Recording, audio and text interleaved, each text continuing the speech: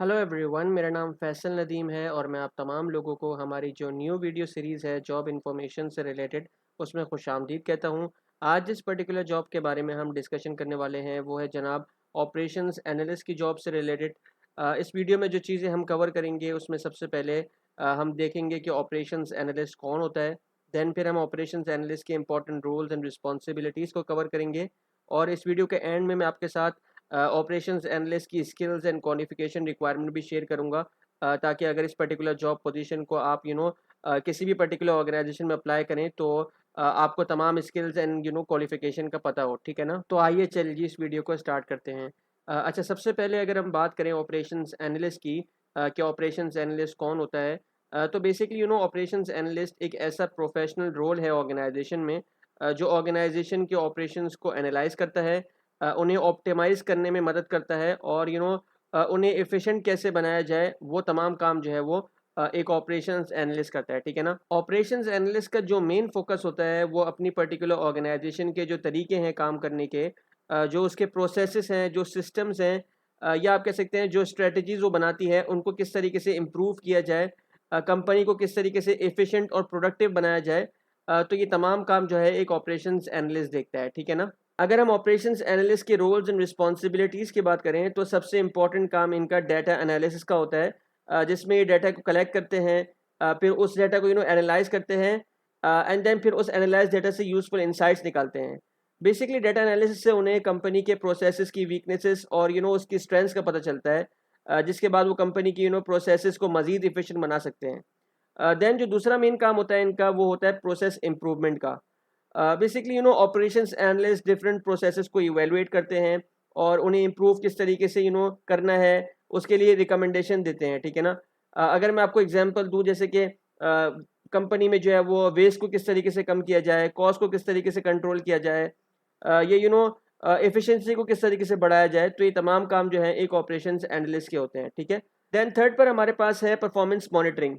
इसमें basically operations analyst जो है वो डिफरेंट परफॉर्मेंस मैट्रिक्स को मॉनिटर करते हैं और कंपनी के टारगेट्स के टूवर्ड्स कैसे प्रोग्रेस हो रही है, इसकी फोरकास्ट को चेक करते हैं। अगर लेट से कोई इशू आता है तो वो उसे एनालाइज करते हैं और मोस्ट इंपॉर्टेंटली सॉल्यूशन सजेस्ट करते हैं। ठीक है ना, देन हमारे पास है technology utilization. Basically operations analyst जो होते हैं वो मॉडर्न टेक्नोलॉजी और सॉफ्टवेयर का इस्तेमाल करके ऑपरेशंस को इन्हेंस करने में मदद देते हैं। बेसिकली उन्हें टेक्नोलॉजी के चेंजेस और अपडेट्स पर नज़र रखनी होती है और उनको कंपनी के लिए इन तमाम चीज़ों को इम्प्लीमेंट करना होता है। ठीक है ना, देन हमारे पास है कॉस्ट कंट्रोल। अच्छा, इसके अंदर देखें कंपनी जो अपना प्रॉफिट अर्न करती है वो एक तो अपने जो प्रोडक्ट्स वगैरह ये सर्विसेज वो सेल कर रही होती है उससे अर्न करती है। सेकंड जो चीज़ होती है वो होती है कॉस्ट कंट्रोल, जिसकी वजह से कंपनी के प्रॉफिट जो है वो ज़्यादा मज़ीद इंक्रीज होते हैं। यानी कि अगर आप जितना कॉस्ट को कंट्रोल करेंगे उतना आपका प्रॉफिट मार्जिन अच्छा रहेगा। ठीक है ना, उतना आपके पास कॉम्पिटिटिव एडवांटेज रहेगा, बिकॉज आपका प्रॉफिट मार्जिन जो है वो लेट से कि अगर आपकी दूसरा कॉम्पिटिटर जो है वो एक चीज़ 400 की सेल कर रहा है तो आप जो है अपनी कॉस्ट को कंट्रोल करने से आप उसको 380 का भी सेल कर सकते हैं, जिसकी आपकी सेल्स इंक्रीज हो सकती हैं। तो एक बहुत ही इंपॉर्टेंट काम होता है किसी भी कंपनी के लिए कॉस्ट मैनेजमेंट का। ठीक है ना, तो ऑपरेशंस एनालिस्ट जो है वो इसमें बहुत मददगार होते हैं कंपनीज के लिए। वो कॉस्ट को डिफरेंट डिफरेंट जो कॉस्ट होती हैं उनको एनालाइज करते हैं, अननेसेसरी एक्सपेंसेस होते हैं उनको कम करने के लिए स्ट्रेटजीज डेवलप करते हैं। ठीक है ना, जैसे कि फॉर एग्जांपल अगर मैं आपको एक बहुत अच्छी एग्जांपल दूं, आप देखते हैं कि पहले के थोड़ा टाइम पहले अगर हम बात करें तो लेट्स से कि बैंक्स होते थे जहां पर यूटिलिटी बिल्स जो है वो पे किए जाते थे। ठीक है, अब बैंक्स में जो है वो बहुत रश होता था। आपको टेलीफोन का बिल पे करना है, आपको आपके इलेक्ट्रिसिटी का बिल पे करना है, आपको अपनी गैस वगैरह का और वाटर का जो है वो बिल पे करना है। मुख्तलिफ बिल्स आपको जो है वो पे करने होते थे, चालान वगैरह आपको पे करने होते थे। तो अब देखिए ऑपरेशंस एनालिस्ट ने जो है इस चीज़ को आइडेंटिफाई किया कि देखिए आप एक ऐसे बंदे को आपने हर ब्रांच में जो है, हर बैंक की ब्रांच में जो है वो आपने दो से तीन एम्प्लॉयज़ को जो है वो बिठाना है, तो उसकी एक कॉस्ट अलग है। ठीक है ना, खास उस काम के लिए, यानी कि बिल्स की पेमेंट के लिए। ठीक है ना, फिर आपका पूरा सॉफ्टवेयर अंदर चल रहा है, फिर आपने जो है वो बैठ के तमाम चीज़ों को चेक भी करना होता है। इसमें बहुत सारी अगर खुदा न खास्ता मिस्टेक्स हो जाए तो उसकी कॉस्ट अलग होती है। ठीक है ना, तो इस चीज़ को देखते हुए और साथ में इतने सारे लोगों का जब भी कोई ड्यू डेट होती है तो उससे पहले बहुत रश लग जाता है बैंक्स की ब्रांचेस में, जिससे जो मेन जो बैंक का काम होता है कमर्शियल बैंकिंग का, वो जो है बेसिकली मुतासिर होता है। तो इसमें क्या होता है कि फिर जो आपके जो नॉर्मल कस्टमर्स होते हैं बैंक्स के, वो सफ़र करते हैं। तो उन्होंने इस चीज़ को आइडेंटिफाई किया कि यार ये तो ये हमारी बहुत बड़ी मेजर कॉस्ट इसके अंदर आ रही है कि हमको स्पेसिफिकली बंदों को बिठाना पड़ रहा है यहाँ पे। तो उन्होंने इस चीज़ को जो है वो ऑनलाइन एप्लीकेशन के थ्रू जो है वो उसके अंदर कर दिया कि अब आप जो है वो घर बैठे अपना ऑनलाइन बिल जो है वो पे कर सकते हैं। कोई भी बिल हो आपका ऑनलाइन बैठे, आप घर बैठे जो है वो ऑनलाइन इसको पे कर सकते हैं। तो ये एक बहुत इंपॉर्टेंट जो है वो कॉस्ट कंट्रोल है, ठीक है ना? इससे जो कस्टमर्स हैं उनका भी फ़ायदा, इससे जो बैंक है उसका भी फ़ायदा। ये जस्ट आपको एग्जांपल देने के लिए चीज़ को समझाया है। ये हर डिफरेंट ऑर्गेनाइजेशन में जो है वो आप कॉस्ट को इसी तरीके से कंट्रोल कर सकते हैं, ठीक है ना? देन उसके बाद हमारे पास है जनाब रिस्क असेसमेंट। ऑपरेशंस एनालिस्ट जो है वो रिस्क असेसमेंट भी करते हैं और कंपनी को पोटेंशियल रिस्क और चैलेंजेस के लिए तैयार रखते हैं। अब हर अगर आप जिस भी पर्टिकुलर कंपनी में काम करते हैं तो उसकी जो भी इंडस्ट्री होगी उससे रिलेटेड जो भी रिस्क होंगे उनके बारे में जो है वो इन्फॉर्मेशन प्रोवाइड करेगा आपका एक ऑपरेशंस एनालिस्ट, और आपको जो है वो तमाम जो पोटेंशियल रिस्क होंगे, जो भी चैलेंजेस होंगे उसके लिए तैयार रखेगा, ठीक है ना?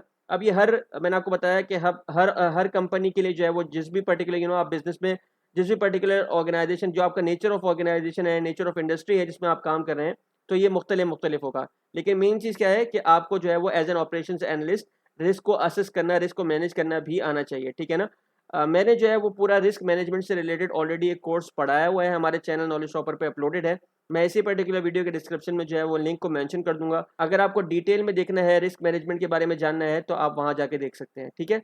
लास्ट में हमारे पास है कम्युनिकेशन। अच्छा, ऑपरेशंस एनालिस्ट अपनी जो भी फाइंडिंग्स और रिकमेंडेशंस होती हैं उनको मैनेजमेंट के साथ शेयर करते हैं। तो उनका जो रोल होता है मैनेजमेंट के साथ, तो वो इफेक्टिव कम्युनिकेशन और कोलैबोरेशन का भी होता है, ठीक है ना? तो जनाब ये थी important roles and responsibilities operations analyst की। उसके बाद अगर हम बात करें ऑपरेशंस एनालिस्ट की स्किल्स एंड क्वालिफिकेशन के बारे में, सबसे पहले अगर हम क्वालिफिकेशन की बात करें तो जनरली ऑपरेशंस एनालिस्ट बनने के लिए आपको कम से कम बैचलर डिग्री चाहिए। आया वो बिजनेस के अंदर हो, इकोनॉमिक्स में हो, फाइनेंस में हो, इंजीनियरिंग में हो या मैथमेटिक्स में हो, इवन के स्टैटिस्टिक्स में भी अगर आपके पास है बैचलर डिग्री, तो आप इस पर्टिकुलर जॉब के लिए अप्लाई कर सकते हैं, ठीक है ना? अच्छा, कुछ कंपनीज जो है वो मास्टर्स डिग्री को भी प्रीफर करती हैं, लाइक अगर आपके पास एमबीए की डिग्री है या मास्टर्स आपने किया हुआ है ऑपरेशंस रिसर्च के अंदर, तो कुछ कंपनीज होती हैं जो कि मास्टर्स वाले कैंडिडेट को प्रीफर करती हैं। ऑब्वियसली अगर आपका मास्टर्स है तो आपकी पे भी जो है वो ज़्यादा होगी, ठीक है ना? देन सर्टिफिकेशन की बात करें तो अगर आपके पास डिफरेंट सर्टिफिकेशंस हैं, तो आपके पास एक एज हासिल होगा ओवर अदर कैंडिडेट्स। आपकी सिलेक्शन जो है वो ज़्यादा, आपके पास ब्राइट चांस होगा कि आपको जिस भी पर्टिकुलर कंपनी में आपने अप्लाई किया है तो आपको वो हायर करेंगे बिकॉज ऑफ आपकी सर्टिफिकेशंस की बेसिस पे, ठीक है? अब सर्टिफिकेशंस इंपॉर्टेंट वन अगर मैं आपको बता दूं तो सर्टिफाइड एनालिटिक्स प्रोफेशनल होता है, सिक्स सिग्मा होता है, प्रोजेक्ट मैनेजमेंट प्रोफेशनल सर्टिफिकेशन होती है। तो ये डिफरेंट डिफरेंट इंपॉर्टेंट सर्टिफिकेशन है। अगर आपके पास इनमें से कोई भी है तो आपको जो है वो एक अपर एंड हासिल होता है ओवर अदर कैंडिडेट्स, ठीक है? अगर हम एक्सपीरियंस की बात करें तो एंट्री लेवल पोजीशन के लिए आपको किसी भी रिलेटेड फील्ड में कुछ साल का आपके पास वर्क एक्सपीरियंस हो तो आपको ले लेंगे। देन ऑपरेशंस एनालिस्ट की जो पोजीशंस होती हैं उसमें आने के लिए अगर आपके पास रिलेवेंट इंटर्नशिप एक्सपीरियंस है तो वो भी आपके लिए जो है वो यूज़फुल साबित होगा, ठीक है ना? उसके बाद अगर हम बात करें इंडस्ट्री नॉलेज, तो ज़ाहिर सी बात है आपको स्पेसिफिक इंडस्ट्री के ऑपरेशंस और उसके प्रोसेसेस के बारे में गहरी नॉलेज होनी चाहिए। ये आपको जॉब के लिए जो है वो बहुत ज़्यादा क्वालिफाइड बनाएगा, ठीक है? देन अगर हम बात करें डिफरेंट स्किल्स की, तो सबसे पहले आपके पास एनालिटिकल स्किल्स होनी चाहिए। ऑपरेशंस एनालिस्ट का काम मेनली डाटा एनालिसिस और प्रॉब्लम सॉल्विंग का होता है, जैसे मैंने आपके साथ डिस्कस भी किया। तो आपको डाटा को समझना और उससे इंसाइट्स निकालना आना चाहिए। तो आपके पास हाईली एनालिटिकल स्किल्स होनी चाहिए। देन क्वांटिटेटिव स्किल्स भी आपके पास होनी चाहिए, जिसमें स्टैटिस्टिक्स हो गया, मैथमेटिकल मॉडलिंग हो गया, डाटा एनालिसिस टेक्निक्स हो गया। तो इन तमाम चीज़ों पे आपके पास आपको अच्छी अंडरस्टैंडिंग हो, और ताकि आप बेसिकली डाटा को इफेक्टिवली इंटरप्रेट भी कर सकें, ठीक है? देन कम्युनिकेशन स्किल्स, जैसे कि मैंने आपको बताया था, हमारी जो रोल्स एंड रिस्पॉन्सिबिलिटीज़ थी, कि आपको अपनी फाइंडिंग्स और रिकमेंडेशन को क्लियरली और इफेक्टिवली लिखना और बोलना आना चाहिए, ठीक है ना? ताकि आप मैनेजमेंट के साथ सही तरीके से कम्युनिकेट कर सकें। तो आपके पास कम्युनिकेशन स्किल्स भी होनी चाहिए, ठीक है? देन टेक्निकल स्किल्स हैं जिसमें आपके पास डाटा एनालिसिस टूल्स के अंदर लाइक स्प्रेडशीट सॉफ्टवेयर हो गए, डेटाबेसेस हो गया, और स्टैटिस्टिकल सॉफ्टवेयर हो गए। तो आपको इन तमाम टूल्स का इस्तेमाल करना आना चाहिए, जिसमें आप अपने आप को कंफर्टेबल फील करें, आप इजीली जो है वो काम कर सकें, ठीक है, इन तमाम टूल्स के अंदर। देन उसके बाद हमारे पास है जनाब प्रॉब्लम सॉल्विंग स्किल्स। तो एज एन ऑपरेशंस एनालिस्ट आपको कॉम्प्लेक्स प्रॉब्लम को सॉल्व करना आना चाहिए, और आप जो है वो इनोवेटिव सॉल्यूशंस भी जो है वो ढूंढ के दें, तो ये प्रॉब्लम सॉल्विंग स्किल भी जो है वो बहुत इंपॉर्टेंट मैटर करती है। देन उसके बाद है project management skills. As an operations analyst आपको एक टाइम पे मल्टीपल प्रोजेक्ट्स पर भी काम करना होगा। तो आपके पास प्रोजेक्ट मैनेजमेंट और टाइम मैनेजमेंट स्किल्स का भी होना ज़रूरी है, ताकि आप अपने काम को ऑर्गेनाइज तरीके से जो है वो मैनेज कर सकें। ठीक है, तो जनाब ये थी आज की वीडियो ऑपरेशंस एनालिस्ट की जॉब से रिलेटेड। आई होप आपको आज की वीडियो अच्छी लगी होगी और आपके लिए इन्फॉर्मेटिव भी साबित होगी। अगर आपको ये वीडियो अच्छी लगी है तो हमारे चैनल नॉलेज टॉपर को ज़रूर सब्सक्राइब कीजिएगा। नेक्स्ट वीडियोस में जो हमारे पास और मज़ीद जॉब्स हैं उनको एक्सप्लोर करेंगे। अपना बहुत ख्याल रखिएगा, मुझे दुआ में ज़रूर याद रखिएगा। नेक्स्ट वीडियो में मिलते हैं। अल्लाह हाफ़िज़।